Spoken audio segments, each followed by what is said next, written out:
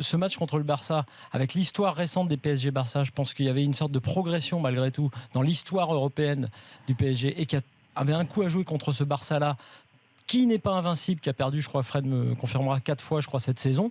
Donc il y a un truc à faire. Tactiquement, il y a sans doute un coup à jouer. Mais c'est vrai qu'il faut arriver avec toutes ses forces. Et le PSG, à chaque fois dans les matchs importants ces dernières années, n'a pas été au complet dans les matchs importants. Donc là, c'est Thiago Motta, Thiago Silva. Tu as rappelé qu'il y a souvent eu des absences dans les différents matchs. Bon, Pastore, qui n'est pas là non plus. Bon, maintenant, ça devient une litanie. Mais c'est quand même un souci. C'est-à-dire que tu n'arrives pas tout à fait à armes égales.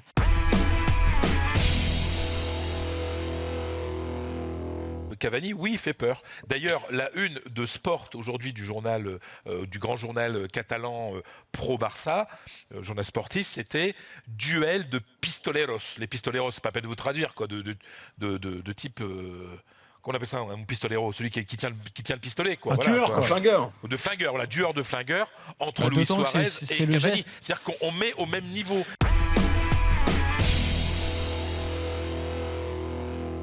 Une équipe offensive contre le Real, mais c'est ce qu'il y a de mieux. C'est ce qu'il y a de mieux. Franchement, parce que je peux te dire que peut-être que Naples va marquer mercredi soir, mais je peux te dire que dans 3 semaines à Napoli, les Cristiano et Bale qui sera là et les Benzema, ils vont s'amuser aussi. Donc je n'ai aucun souci par rapport à ça. Je m'inquiète pas du tout. Le Real sera en quart de finale.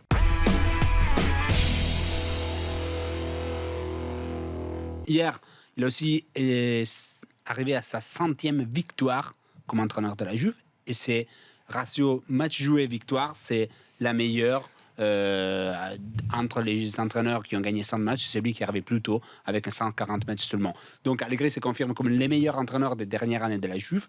Et la Juve, autre petite stat très intéressante, c'est l'équipe qui a fait plus de points sur les 10 dernières saisons des Serie A, sauf qu'elle a joué 9 championnats, parce qu'une championnat était en Serie B.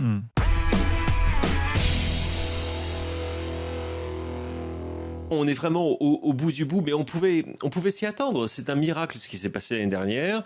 Ce qui s'est passé lors de la phase de poule avec Leicester, c'est également une sorte de miracle, parce que personne ne s'attendait à ce qu'il soit aussi brillant.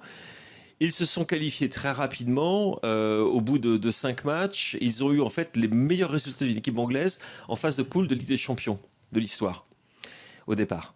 Donc, tu peux t'attendre en effet à ce qu'il y ait une certaine qui soit libérée en quelque sorte par le contexte, mais franchement, vu les qualités des performances que j'ai vues récemment, celle contre Manchester United, celle contre Swansea, je me fais beaucoup de soucis pour cette équipe-là et pour Claudio Ranieri.